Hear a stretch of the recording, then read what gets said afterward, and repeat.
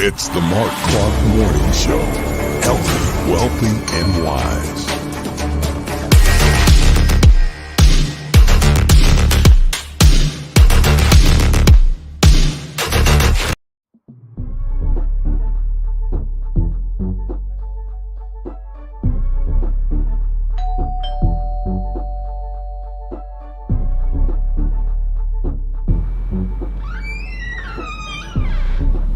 Delicious beverage?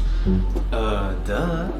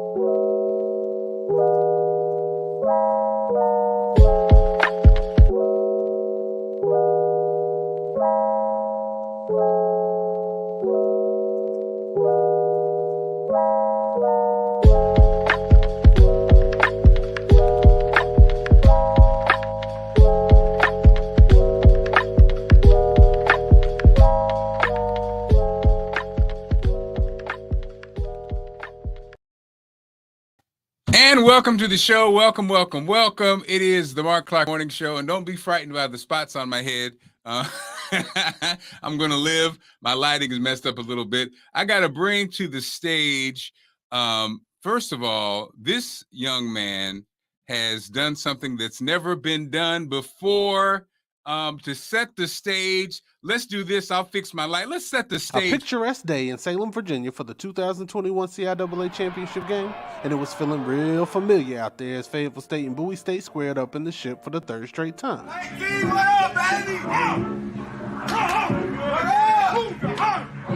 Bowie State, ranked second in their D2 Super Region, came into this one like Marlowe after he took over the co-op. Let's go, man! Let's go, man! The reigning kings of the CI looking to flip that back-to-back into a three-peat and a deep run in the D2 playoffs. Today's the day you show and prove who the hell you are. This is the time. Between these spots is where you put your work in. Alright? So let's show these who we are. Let's show everybody in the country who we are. We on TV. Show y'all today, gentlemen. Alright? I'm telling you. Inflict that pain and that punishment every snap. Every snap. Let's go. Turn that up. Live today, gentlemen. All the way live. Let's go. Bring that today. Yes, sir. Bring that up, man. You gonna win that motherfucker up front, bro. You scared, don't get out of the locker room, bro. It's war time, man. War 3. 1, 2, 3. War. Come on. But first, they had to take care of business against an angry Stampede of Broncos. Go, bro! Let's go! Wait that! FSU, making their fourth straight appearance in the championship game, and they made it crystal clear that just getting to the show was no longer acceptable. Throughout the ship, the whole season is a wash. If you don't have that championship and going back to the Ville, all those CIAA players they have on there, it doesn't mean anything.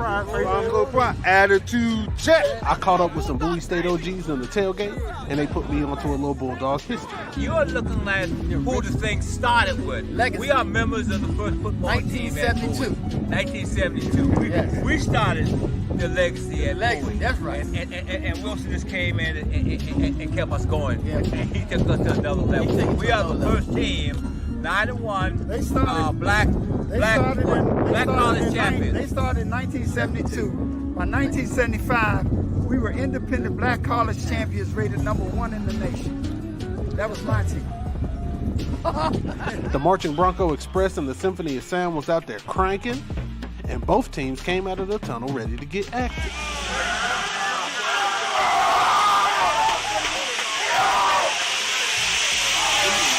Bowie State going off the leash early in the first. The balanced attack ends with a 10-yard touchdown from Jerome Johnson to Karan Winder and it's 7-0 Bowie.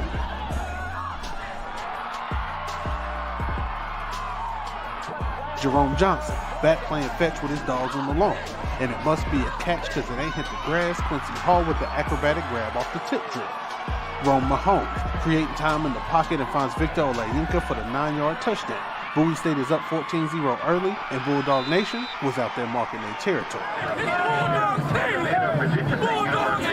Fayetteville State making moves to the red zone in the second quarter, but they get stuffed at the goal line. Broncos line up for a field goal, but it's a fake. The Bulldogs not fooled, and it's still 14-0 Bowie going into the half.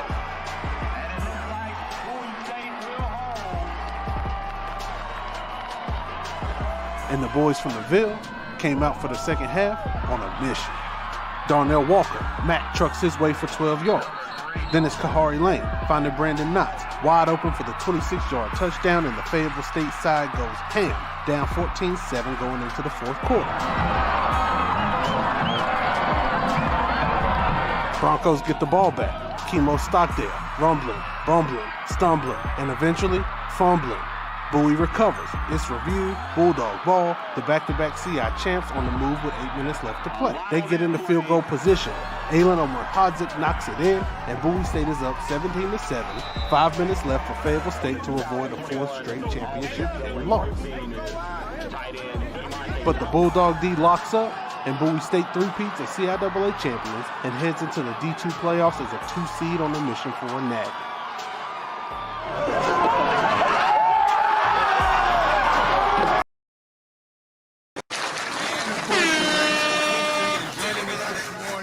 Head coach for Bowie State, Damon Wilson, is in the building. Welcome, Coach. How are you, sir? I'm good. Thanks for having Also joining us, Bashan Man is here. My main man. How are you doing, Bashan? Joining us this conversation. Hey, Mark, I'm doing great. Coach, it's good to see you here this morning. And yes, we got the sportscaster Lou Holder is in the building also. Lou Holder, what's going on, my friend? Hey, well, I'm sorry, Coach, you had to sit through all that. But Coach, what a blessing to have you here. Congratulations. We're so proud of you. You've done something that's never been done before. But before I even we even hop into it, I have a new toy, so I have to go ahead and say and let the universe know this about Coach Wilson. I'm thinking yesterday's price is not today's price. Yesterday's price is not today's price, Coach. That's a nice toy. But congratulations. In addition to winning the championship, you're three-peating. You're also Coach of the Year, my friend. Coach of the Year. Congratulations. First time in history. You are on a roll. You are doing everything you told your players that they could do. All possibilities are on the board. It can all happen. And Coach, talk to us about how it feels right now, sitting atop this amazing program, this amazing year, and this amazing accomplishment that you're enjoying right now. Oh, it feels great, to be an alum here at Bowie State University and have an opportunity to be the head coach and lead this ball club on and off the football field. It's a great feeling. I mean, these young men and my coaching staff have done a great job taking this program to the new level. And I'm continually, and I'm gonna say surprised, but just energized with the energy and the compassion these guys play with, or the passion these guys play with throughout every week. Every week these guys giving everything on the field and off the field, and I'm extremely excited to lead these guys. And Coach, talk to us about this award. I mean, this is the first time in history that a coach in the CIAA has been awarded Coach of the Year. You are, again, standing on the shoulders of so many that came before you. And it feels like, Coach, when we look at you, that you are the future, my friend. How does that feel? Well, first of all, I appreciate you saying that. And to receive this award and being, like you said, being the first in the conference to ever receive this award and the fourth minority to ever receive the award from the Division I all the way down to Division II ranks, it's a great honor, but it would not be possible without the guys before me, the Eddie Robinsons of the world, the Joe Taylor, Steve Wilsons of the world. Those guys gave me an opportunity, to come into this profession and try to help take it to the next level and lead these young men, like I say, on and off the football field. And I was given an opportunity by Henry Frazier to get into this college coaching deal in 1999, and I haven't looked back since. But I'm always trying to take our program and our coaching staff, I guess, to the next level to do some things that may not have been done before. And so again, with the show, it's a loose show. It's almost like the barbershop kind of feel. Everybody's comfortable, but I did want to go around so people know we have Lou Holder joining us. Lou, who's a personal friend and an amazing broadcaster, teacher, influencer, joining the conversation. And then of course we have we call him Bash, but Bashan Man, ladies and gentlemen. He's the most interesting man that I know. But Bash is many things, veteran, educator, innovator. He's in media. He also has he's a great dad, and he's joining the conversation too. So it's open, guys. So, but Lou, let me start with you from someone who's covered so much sports, and you basically are seeing what's kind of happening as far as HBCUs getting some spotlight. What does this mean to just sports when a Coach Damon Wilson gets this award, Lou? Yeah. Well, first of all, thanks for having me on, Mark. I appreciate it. And to have me on with these two gentlemen is a treat. I got into sportscasting to tell stories just like Damon Wilson. That's why I got into sportscasting, to tell great stories. And this is the best story in the DMV. The coaching excellence that's going on with Damon Wilson and over at Bowie State is why I got into sports. We've had a lot of great stories since I got here in 2002, Maryland, the Caps, the Nationals. But when it comes to college, if Damon Wilson was coaching at Maryland or another school, it would be all over the place. But because it's Division II and it's an HBCU, it doesn't get the headlines. And I'm in the industry, and I'm telling you, it doesn't get what it deserves. But as I grow and as I mature as a sportscaster and somebody who tells stories, what this man, Damon Wilson, is doing over at Bowie State, put respect on that name. Right? Because it is not a flash in the pan. I've been here for almost 20 years, and I've never seen a consistent program not get the credit where it's due. So I challenge all of my people in the media that if you are going to be a good journalist, you got to go after all the stories.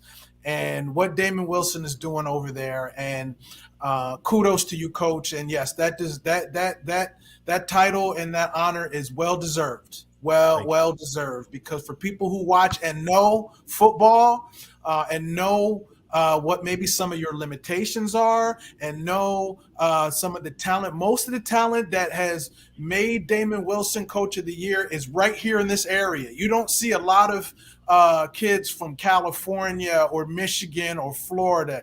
He recruits and gets the talent that's the best right here in the DMV. So for him to win back to back CIAA championships and to be as highly ranked as he is, and he's so humble too, it's a great story, and it makes me smile, not only as a resident of Bowie, Maryland, but as a sportscaster of color, as a man of color, as a fraternity Greek. I'm a Kappa, he's a Omega, but it's all about achievement and doing things well.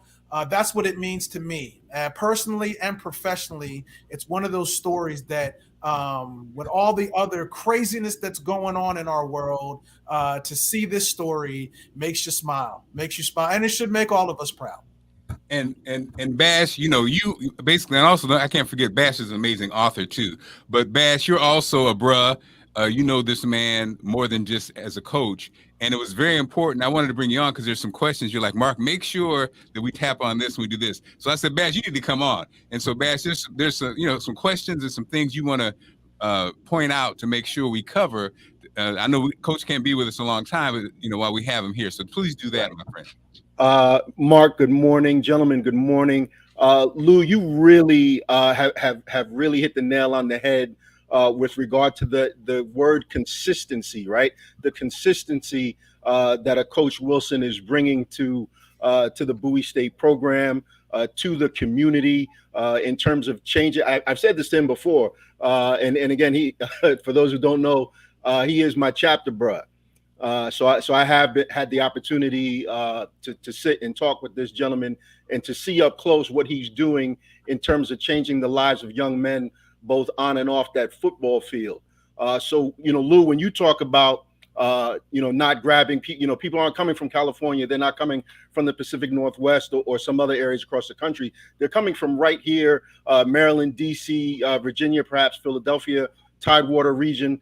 And he's changing those lives. And I think, and I'll let Coach speak to this, because one of those questions that I had talked about with Marc was, what are those challenges? What are the challenges that a Coach Wilson is facing at an HBCU like Bowie State? Because, there are other HBCU programs out there, and you've got coaches that are facing similar challenges. But I want to hear it straight from Coach Wilson. You off the success of really, it's more than just the 3 past years and the record-breaking achievements that you've made, but you've had a chance to see this program grow. You've grown the program. But as we look towards next year, what are some of those challenges that you face? I think one of the major challenges for us here, just scholarship allotment. The NCAA allows Division II programs to have 36 equivalencies. We're right now around 18 and a half. So we're having success with 18 and a half scholarships. So that's an area for us that we want to improve. We want to give our student athletes a better opportunity to receive their education without loans and that sort of thing. And in order to do that, we're going to need to support. This is big to get the coverage that we're getting now, because hopefully it opens some folks' eyes in our community to let them know that, hey, Bowie State still needs support. Our enrollment, our university is growing. However, we still need support. Athletics is an auxiliary service at the university. So therefore, a lot of our funding comes from our donors. So it's really important that we get that message out there to people, because our student athletes deserve it. I don't believe in a Division II experience for our student athletes. I want them to receive the best of the best. And recently we've been able to catch flights to a couple games. That's something that typically doesn't happen at the Division II level. But because we're right now on a national spotlight, we're ranked number 6 in the country out of 165 Division II programs. I think these guys deserve it, and that's something that we want to continue to try to improve, is our scholarship allotment. Coach, so, I think with, everyone's talking about Deion being, at HBCU and what it brings.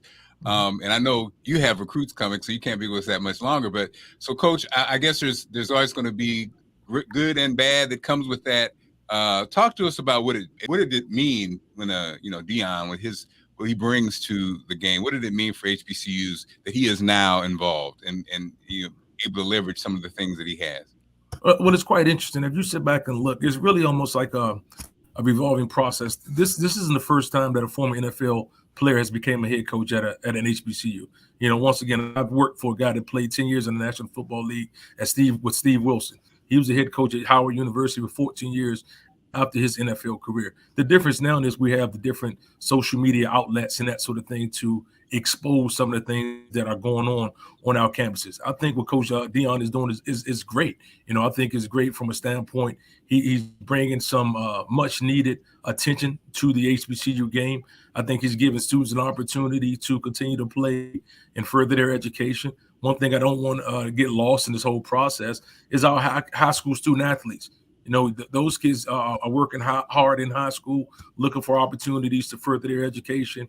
And one of the downsides when you bring in a lot of transfers, that take away some of the opportunities from our high school students.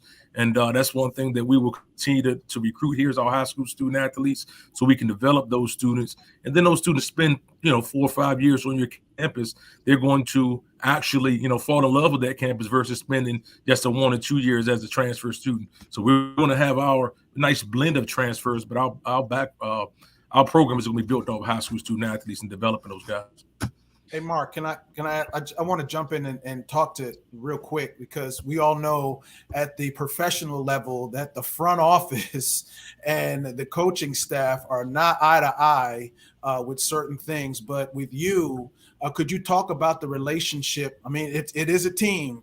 Could you talk about the relationship of Dr. Bro, Brent Swinton, Clyde Dowdy, all those people that are part of the team at Bowie State? Because you are just to go to Bowie, to be on the Bowie State campus is actually an experience, but everything is working, and it seems like it's like a gem that nobody's really talking about. And now this football team is going to open up some eyes to just regular students just coming to be a part of Bowie State. Could you talk about the overall atmosphere over at Bowie State from president on down? And coach, I know you have to go, so this will be the last question for you. Then you can go, okay? After this answer. No, that's fine, and I'm fine. I know we have recruits come a little later, but I'm fine. What you just mentioned is Dr. Bro is leading this university in a way. Her initial, I guess, motto was racing to excellence, and she hit the ground really rolling. And if you were an administrator or you were a staff member that wasn't ready to run, you probably got left behind a little bit. But she's all for building this program. All for building a good learning environment for our students. And one thing that we're working on now is our stadium improvement. We're going through the design phase, if you will, to possibly get a new stadium down here at Bowie State University. And that's because of people like Dr. Bro, Clyde Dowdy, and Mr. Swinton. Dr. Johnson is helping us a great deal with admissions and enrollment. So I think we have the administration here that understands what it takes. It's new for some because they weren't previously at schools that had a successful football program.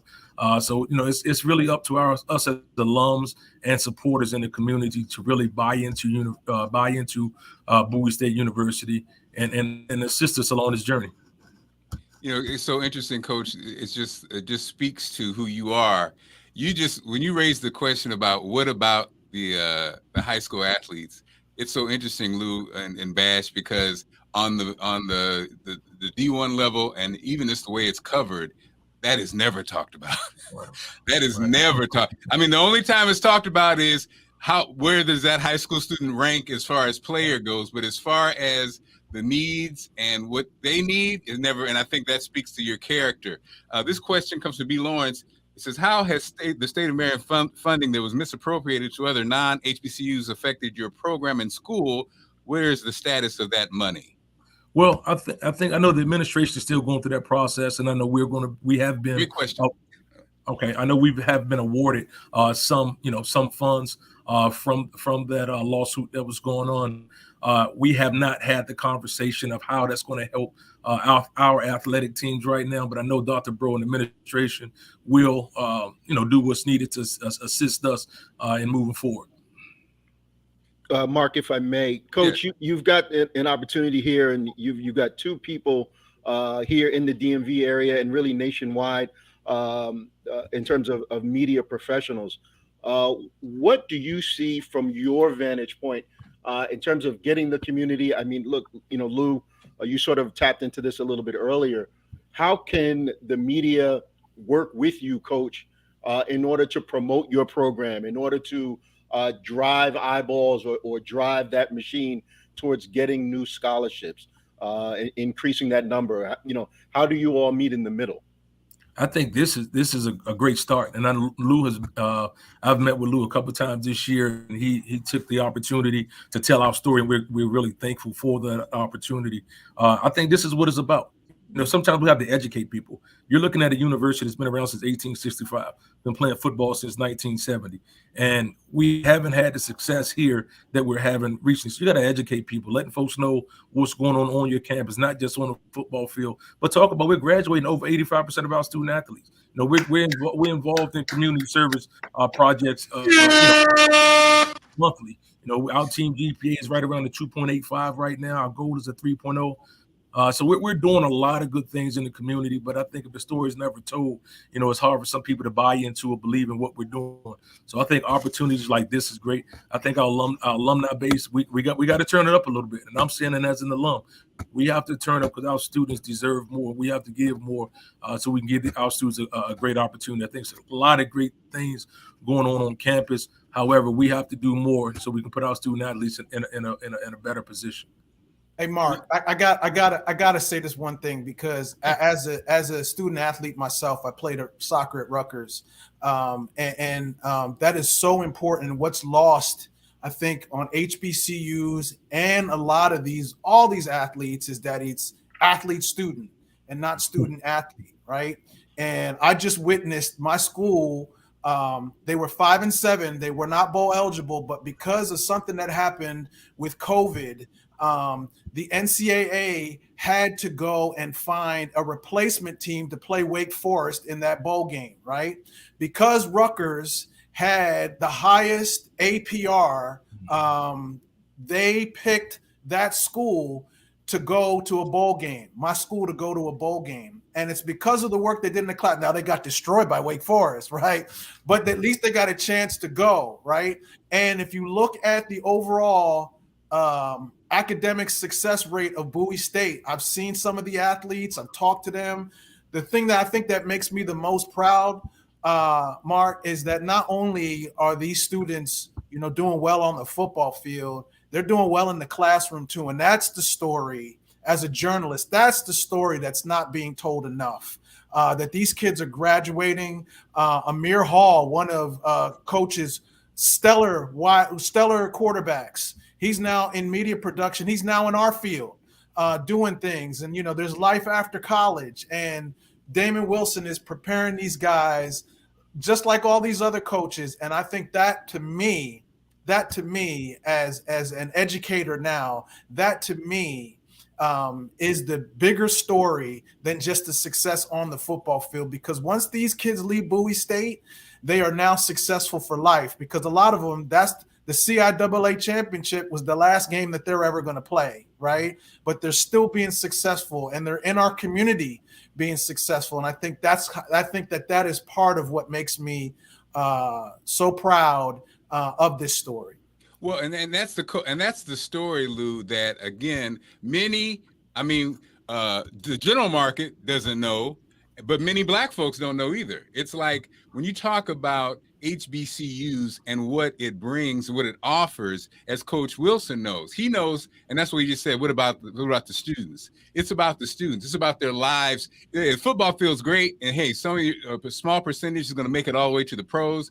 But what you get in HBCU, that connection, that lifelong friendship, that's the kind of thing. That's what you build, and that's how you change the world. Someone asked about, why don't we get coverage on blank, blank, blank? Look, we're at the point now where we are so, especially our generation, we ain't expecting it. I don't look to any of those sources for real information that I need, because they're not going to give it to you. They're going to give you some BS story about, like you said, a band scandal or this and that. They're not going to give you a real story. I thought it was funny. The NFL player, he apologized to Deion because he basically said no stars are going to come to HBCUs. Well, that's changing, because when you look at a program like Coach Wilson has put together, when they start talking to their friends and start to see what's going on, they're different than us. We were raised a certain way where everybody wanted to get the top agent and go to the top school and drive a BMW. This group of these kids are different. They are on social media. They talk to each other. And so they're saying, look,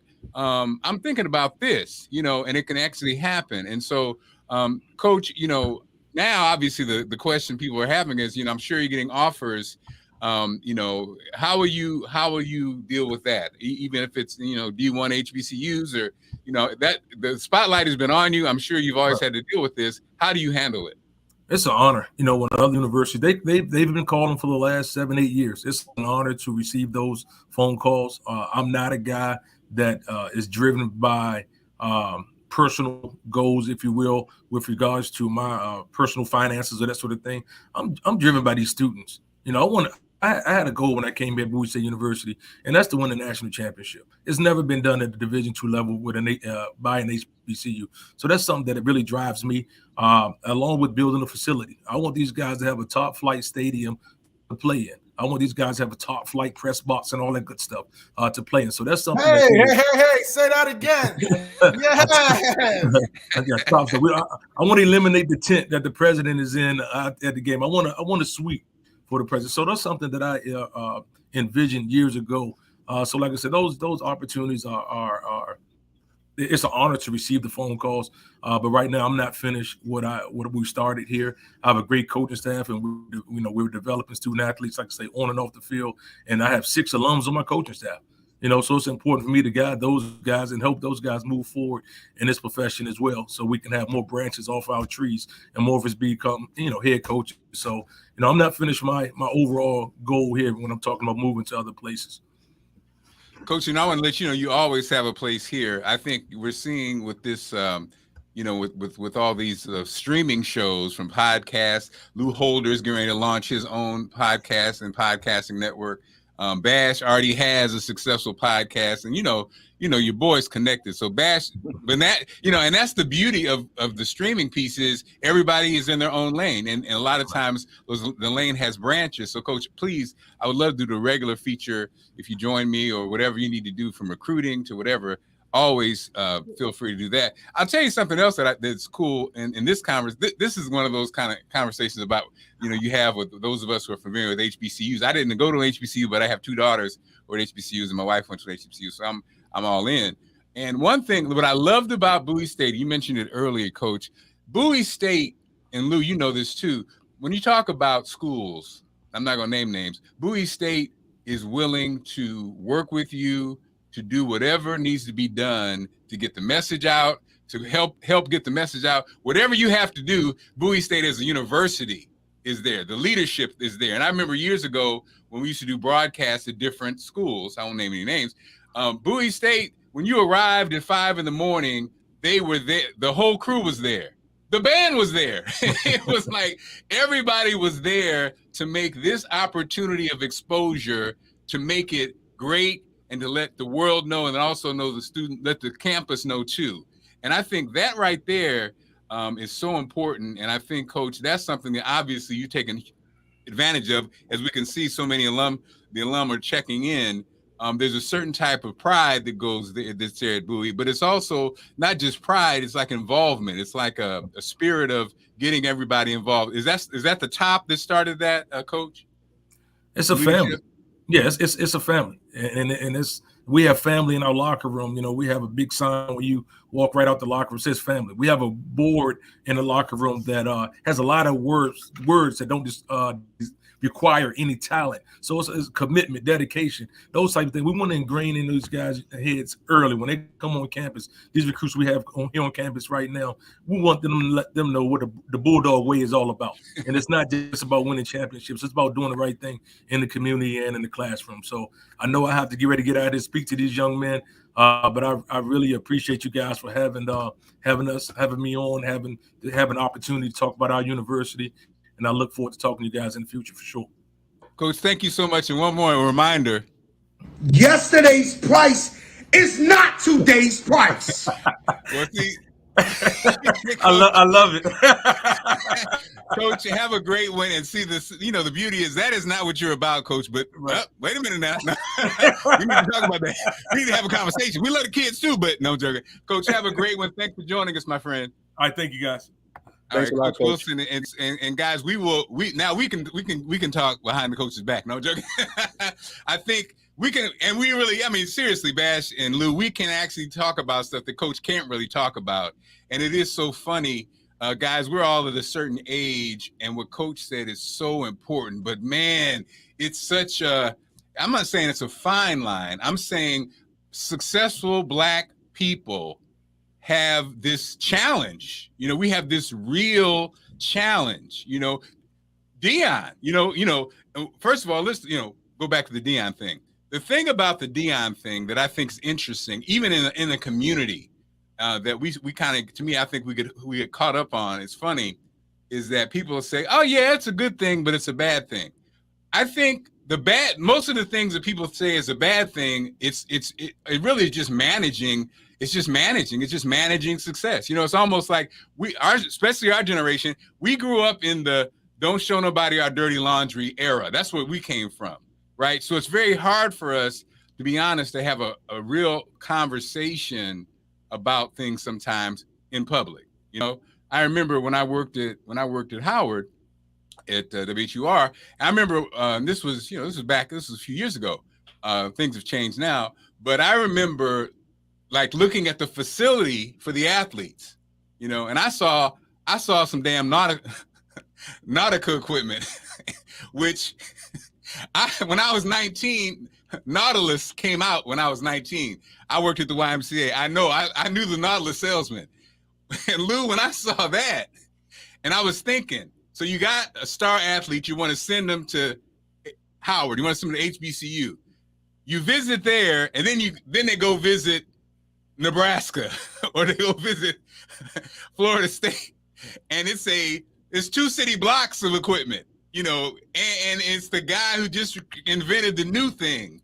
And so the competition thing, and we're not even just talking about sports, it's happening with HBCUs, with real schools, with my daughters, so your daughters, go to great schools and are getting recruited by HBCUs, but the first week of school, the housing ain't ready. So we are at a crossroads, which is a good place to be, where we those old systems that we grew up with, guys, Miss So-and-so who was in charge of this, it has to be changed. You're going to have to maybe hire somebody who used to run Marriott to take over housing for your school. You're going to have to look at that weight room, that facility, not just weight room, that facility, and say, okay, Bash, Tony Horton, who do we need to bring in here to bring this program up to blah, blah, blah, right? These are the kind of conversations we have to have, because the spotlight is coming and more kids are coming. The good news is more kids are saying, I want to go to HBCUs. I want to do this. Now, the bad news is we're going to have to make it better. We're going to have to make it better. What do you guys think? I'll say this, Lou, excuse me. I'm sorry for jumping in there. No, go ahead. So this is where, when you talk about a Coach Prime, right? Deion Sanders coming in. And as Coach Wilson was saying, like, he's not the first former NFL player to be an HBCU football coach. He has presence, right? He is not someone that shies away. I don't know that Deion Sanders has ever seen a microphone that he didn't like.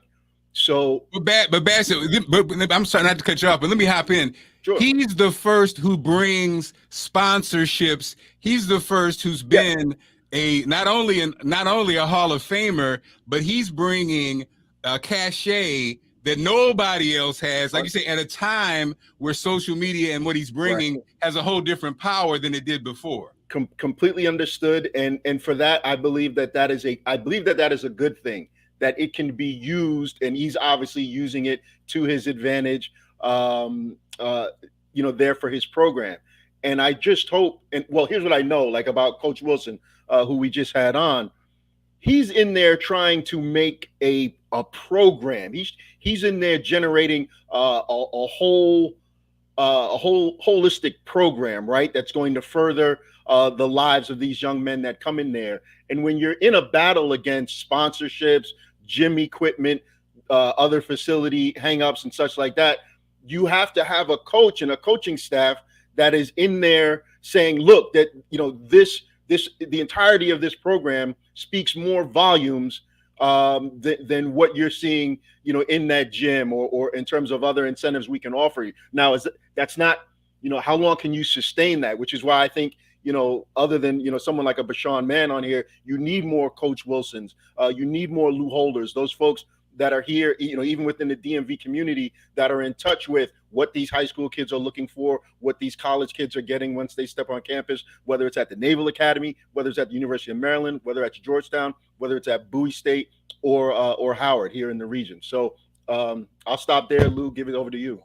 Yeah. So first, I got to give my background why this is such a great conversation. I was born at Howard University, Freedman's Hospital baby. My mom, her pharmacy student, class of 1969. My wife and Marc's wife went to Hampton together and pledged Delta together. My son just graduated from Howard University. My daughter is a senior in high school, and she is going to an HBCU. It's Allison, Marc's wife, said something when she guest spoke at one of a program at my school, Prince George's Community College, where I teach. And she said Hampton was like a warm hug before going out into the real world. And I think that that is so true, because my son, who ran track at Howard, he got that warm hug. And now he has classmates from all over the world that went to Howard University. And it was exactly the right fit for him. Now, with all and again, the people storming the A building at the school, things not working at the school. My mom said that they were having the same problems in 1969. Something needs to be done with all the endowment monies. And you said something that was really, really important, Marc, with Dion. It's all about timing. The timing was right, because Doug Williams was at Grambling, right? There was other people of notoriety at these Black HBCU schools, but right now it's all about timing. Right? It's all about timing. And Dion is just opening the doors for Hugh Jackson over at Grambling and all these other people who are going to step in. But with that, you're right. The spotlight is going to now start shining on stuff in there. And Bezos's ex-wife giving money to HBCUs, endowments all over the place. There's no reason in the world that a Howard or a Bowie State or a Morgan or any of these HBCUs should not be up in their level in not just, building infrastructure, but athletics, fine arts, everything. The money is there. It just needs to be managed correctly. And I think we'll start seeing that. So I think you're right. We got to start shining the light. The media starts needing to tell the proper stories, right? And encouraging, the growth and people going to these schools. But again, I look at some of these HBCUs and I see the kicker a couple of years from Howard from Sweden, right? He going to HBCU. Oh yeah. So, Oh yeah. I mean, it's they want to get down too. Oh yeah. Well, I think and Coach, Bash, I think the second point though, Bash, I'm with you, is like you said, would a Coach Wilson, and let's talk about it, y'all. Again, stuff we don't really talk about. Black folks, we don't talk with dirty laundry. We don't want to talk about dirty laundry. What Coach Wilson said and what he's doing speaks to what is missing. Character. And that's what you're talking about, Bash. The character piece, we got to lead with character. In these schools, in this politics, in our communities, we have been yesterday I co-hosted an event, a wreath laying ceremony, virtual, Martin Luther King Jr. And Bishop Barber was the keynote. And he cut through, it was so crazy, guys, because yes, you know us, we love a great minister who gets you fired up and hyped up and you feel good, and Barber hit us with truth at the end of the day about talking about we need to help these poor people, regardless of color. What we gonna do? What are you going to do? Pre-COVID, he gave us pre-COVID numbers on these deaths and dying and people suffering. So before COVID, it was still, this has been going on forever, right? And so back to the character thing, I think it cut through, and the message cut through, because just like with Coach Wilson, what he just said is you never hear that. Like, you never hear anybody say, what about the high school students? What about their lives? What about you know what I mean? We always talk about making it to the pros and making the money and and they offer me this and they offer me that. We don't really talk about the human level. And I think we're at a reckoning where if we don't start talking about it, nothing's ever going to change, and then we're going to get trampled anyway. And I think what it is when we talk about Deion, the part that kind of like, and Bash, I felt you, the part of you feels, there's a part of you that, again, here we go, we're going to get lost in this and not really focus on the real issue, which is the kids, right? And so I think it's so important that we, media humans, support this coach, because yes, he got the award, but the people who give the award, they know something about the Black community that's sad. They know that we ain't really ringing the bell on this. This is huge. B. Lawrence just said it. I don't think people grasp Coach of the Year. All 50 states. Yeah. Every damn church should be talking about this. This is something special, because what they've understood about the Black community is we don't be paying attention. So then, 10 years from now, when the next 10, 12 they don't ever mention no Black coaches, they're going to say, what are you talking about?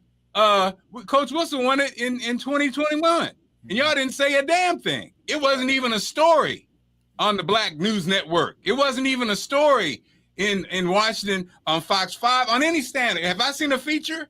Have I seen a feature on this? Three-peat and award? No. But are we talking about it? Are we talking about this at the barber shop? Are we talking about this at the beauty shop? We know the answer. No. Some people don't even know what Bowie State is. In fact, talk to your upscale, your upper middle class Black folks talking about sending their kids to Bowie State and Howard and Hampton's in the mix, and people look at you like you're crazy. What now? Right. And so, the problem that we have in this area is there's a lot of competition for eyeballs, right? The DC area has all the professional teams, and when you only have a certain amount of time for sports, right, where sports is being cut at the local level all the time, right? You go after the big names. What's Washington? What's the football team doing? Everything like that. Again, news directors, and when you talk about character, I'm talking about character, which we've seen at Bowie State. Coach Wilson mentioned it. Dr. Bro, the administration has to have character.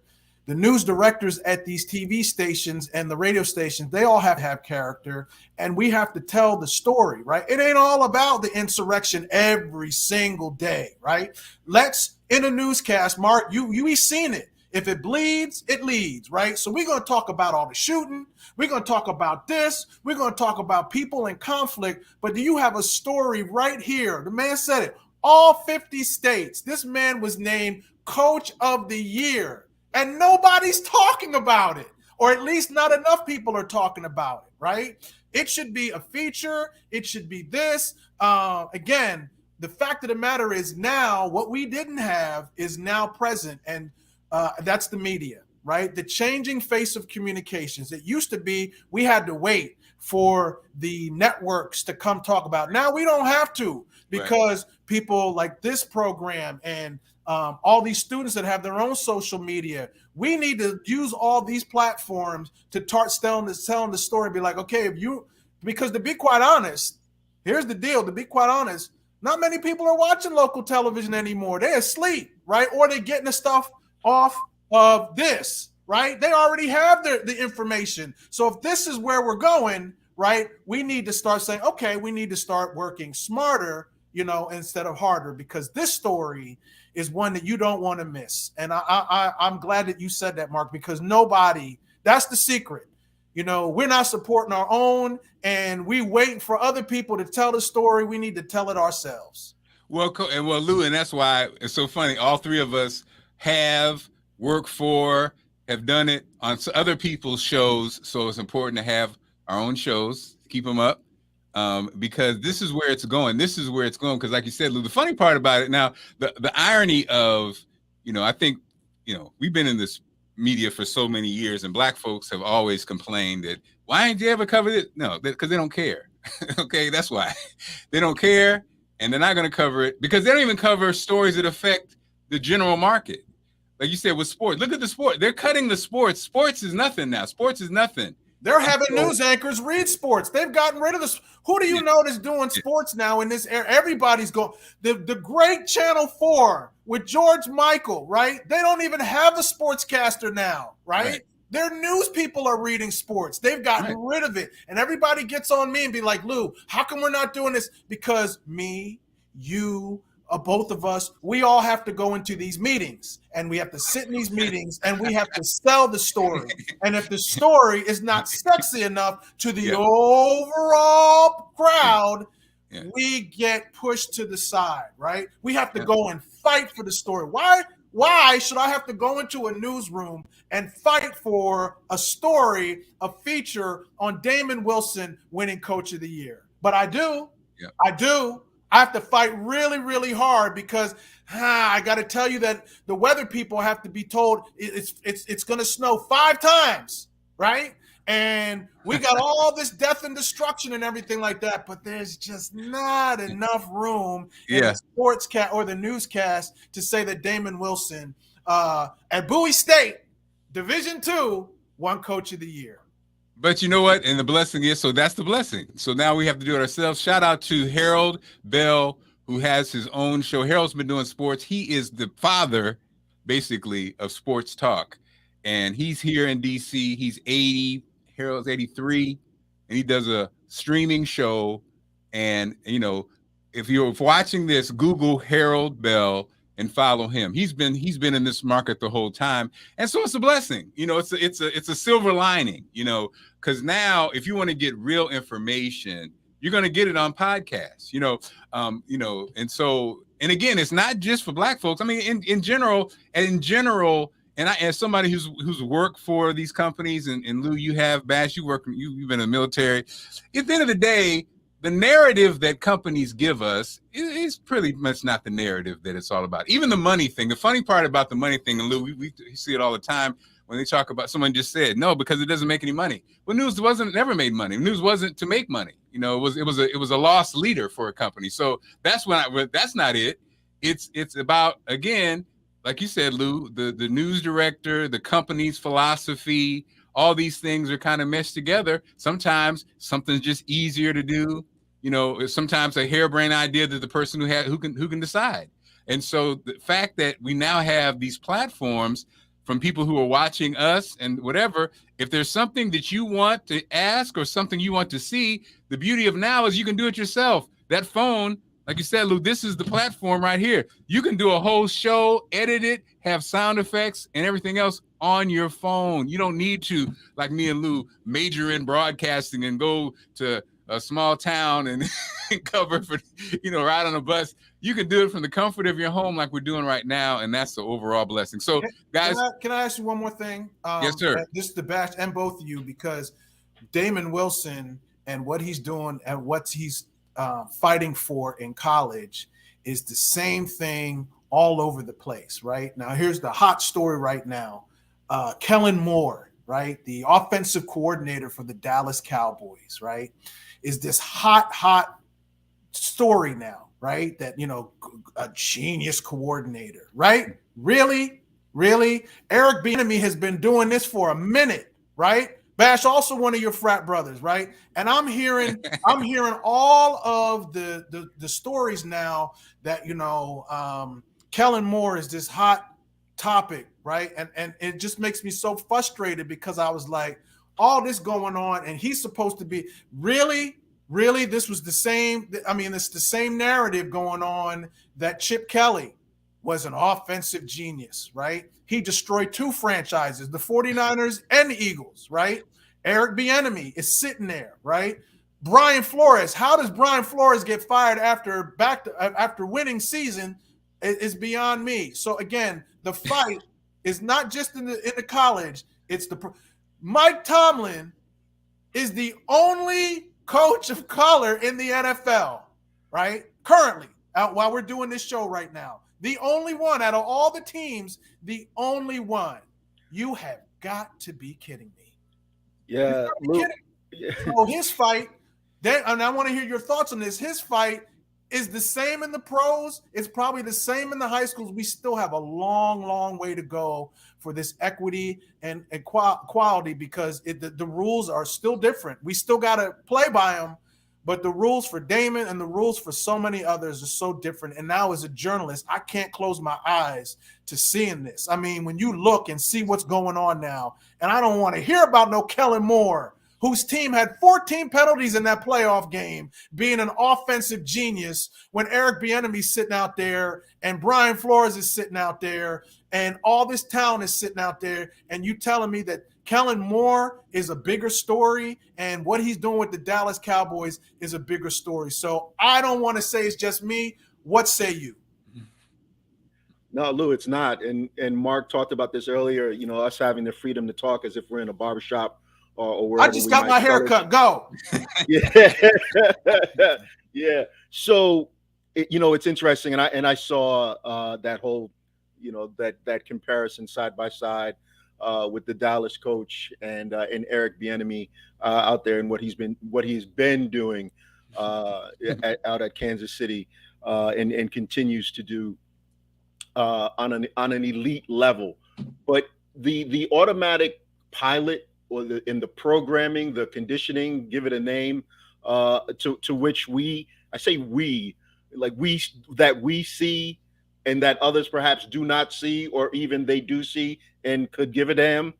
And that is when you have someone like Flores getting fired in Miami, and then the backstory, or you sort of peeling back the onion a little bit. Oh, it's because of his leadership style. He wanted too much control. You know what? When a Belichick or a Parcells or name that individual, when they come across as like, oh, they want to player personnel and team president and game management, they want to have all those hats, and then everyone's like, oh well, he's just a coach that knows what he wants. But if it goes the other way, a little too much of a hothead, asking for a little too much, and that rolls off of people's tongues so effortlessly. Oh, it's like propaganda, right?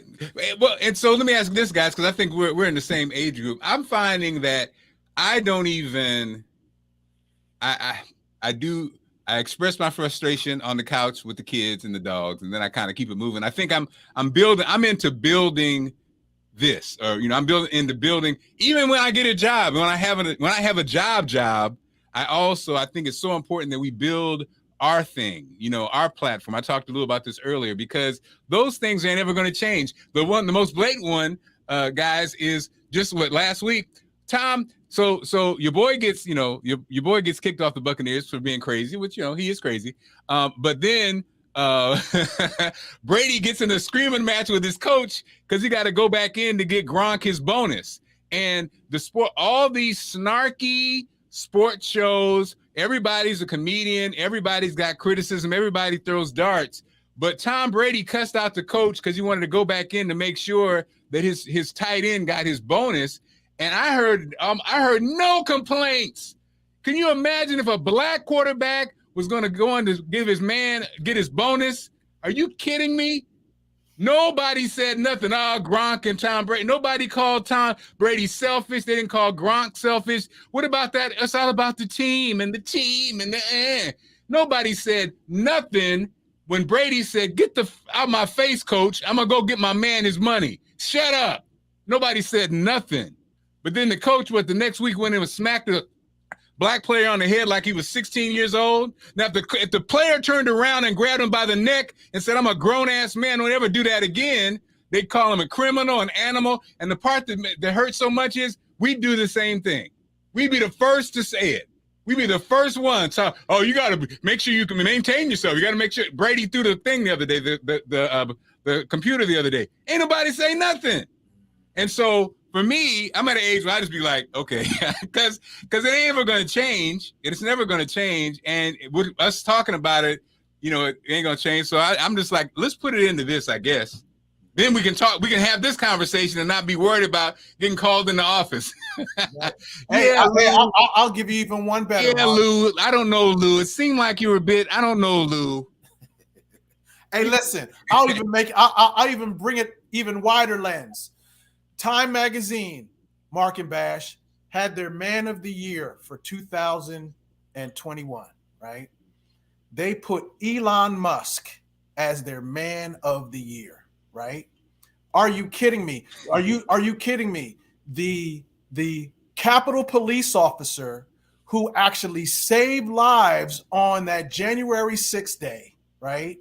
He was not, I've seen it where they've had co-persons of the year or whatever like that. But to not give this man the platform, maybe because of his skin color, I have no idea. But you're telling me what a billionaire does with his money, Mark and Bash, does not impress me than what that Capitol Police officer did on that day to save Black lives, white lives, female lives, male lives, Republican lives, and Democratic lives, right? Yeah. Again, the narrative, we're at that age where, you know what, you just laugh and whatever, yeah. But it's still there, right? It's still there, and we're getting so numb to it, right? But people like us three, we got to speak up, because at the point that we're going, if we don't say anything, right, it's going to be like we are agreeing with it. Right. So I'm going to say when stuff is wrong, like you said, I remember Brady throwing that whatever that device was. If that was any other person of color doing that, it would have been like, what an animal. Oh, my goodness. Control yourself on the sidelines. Can't show emotion. Right. Yeah. Right. You got to be stoic. Yeah. And the thing I think also be cultured. But also I think but I think the balance though, Lou, I'm not gonna say you don't have to say anything. I'm just gonna say, because Bash don't want to be associated with what I'm about to say.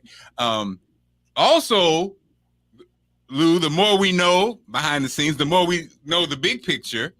You know, we wouldn't be shocked if Musk cut that deal right around the same time he cut the deal with NASA.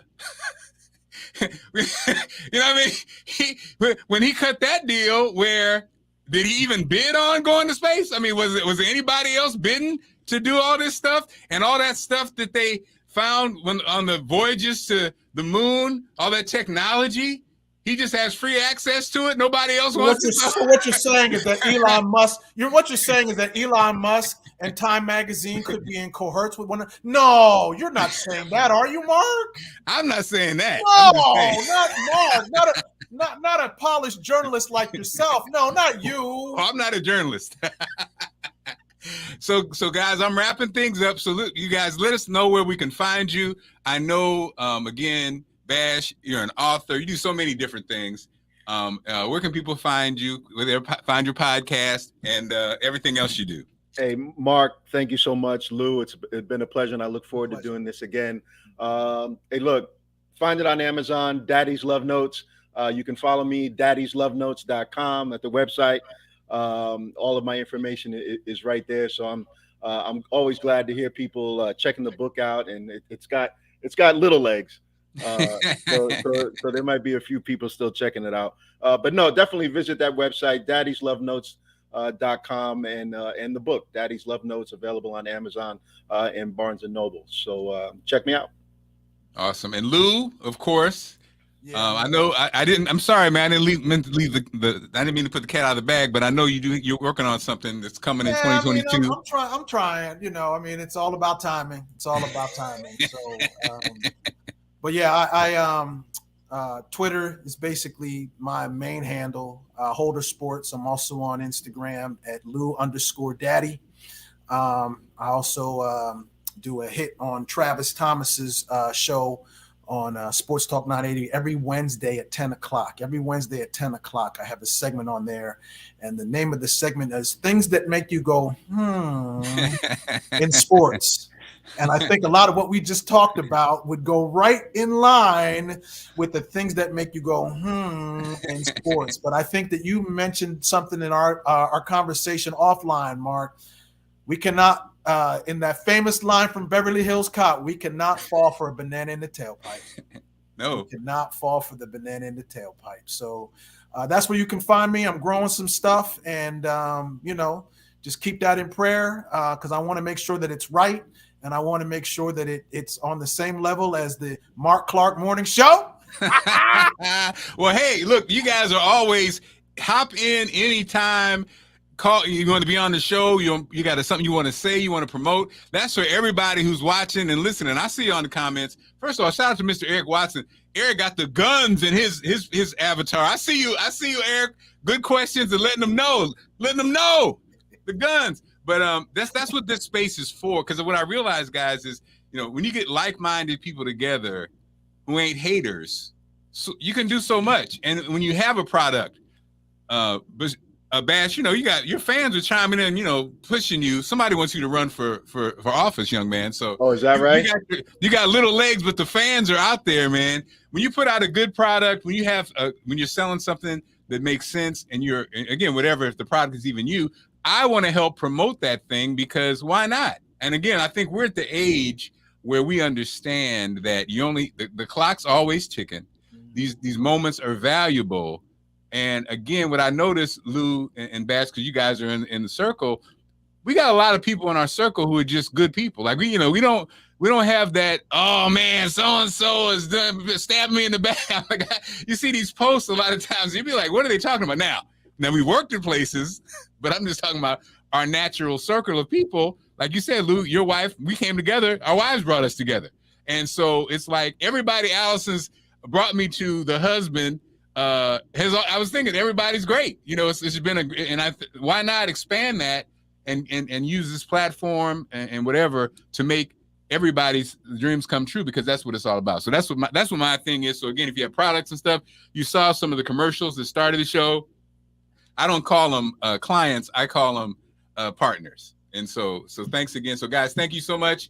Have a blessed day, and I will see everybody tomorrow. Tomorrow is Wednesday. And what are we doing tomorrow? Tomorrow, we're talking with Frank Johnson, who's been in the music industry forever. He has a new book called Ambitious. And also, Sandra's going to be back on. Sandra, who's an author. We're going to be talking crypto, the second half of the show, crypto, real estate, and all that. So that's tomorrow's show. Again, thanks so much. Tyler said, I didn't say Bash had little legs. He said his book had a little legs. No, he doesn't have little legs. Bash, you want to comment? No, I'm going to leave that one alone and just say shout out to Capitol Police Officer Goodman. Yes, man, come on now, Eugene right. Goodman. Put respect on that name. Indeed. And all those police officers that put their lives in danger on that day. Again, that day, sad, it hurts and everything like that. But again, that's another story that's not being talked about. All the people, who talk about shifting narratives. Yeah. You would have thought that was a picnic.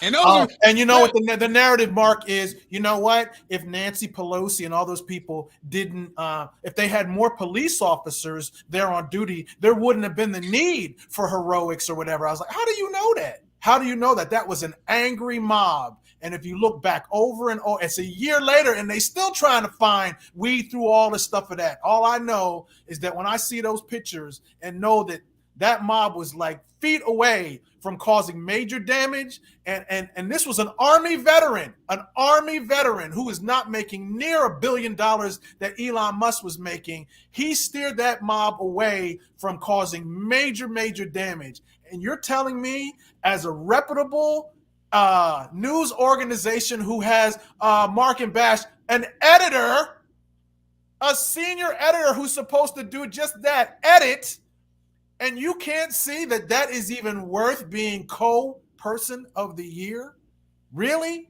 Man, you got me fired up, man. I already got my hair cut. Lou, you need to get this popping. You got a lot to say, brother. You got some pent up, you got some fire in there. All right, y'all. Tomorrow. Take care, everybody. Thanks again for watching. All right.